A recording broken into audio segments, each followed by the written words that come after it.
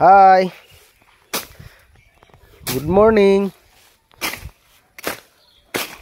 সকলোৱে ভালে আছে নে?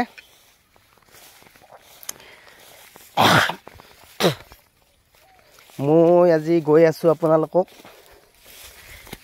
এটা বস্তু দেখাব গৈ আছো। এডাল গছ 7-8 বছৰ মান হল পুটা, কিন্তু দেখাত কেনেকুৱা হৈ আছে তাকে দেখাব গৈ আছো। দেই চাই থাকিব।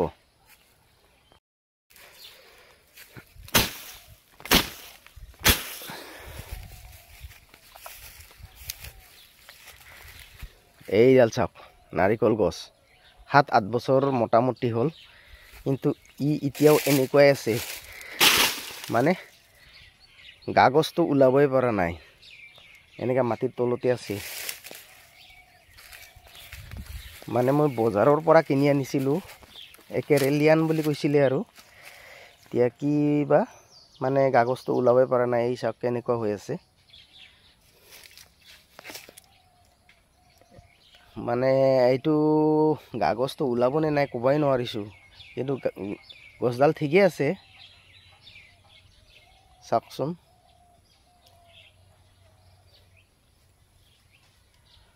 বাৰু কোনোবাই জানে যদি জনাবচোন। মানে মোৰ আগে পিছে আইডিয়া নাই এই গছডালৰ বিষয়ে, সেইকাৰণে সুধিলো।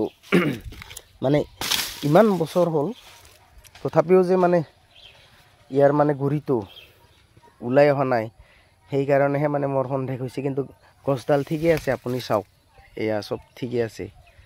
মানে এই জাতটো মানে দেৰিকৈ কাগজটো ওলাই আহে নেকি।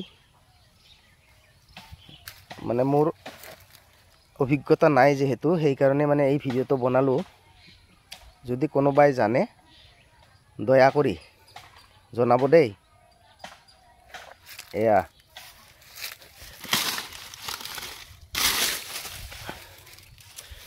এই চাওক গুৰিটো এতিয়াও ওলোৱা নাই, ইমান বছৰ হ'ল। হেৰিটো গাগছটো এয়া গুৰিৰ পাতকেইটা কাটি দিছো, চাফা কৰি দিছো। আৰু মানে এই বিষয়ে যাৰ অভিজ্ঞতা আছে তেখেতে জনাব বুলি মই আশা ৰাখিছো।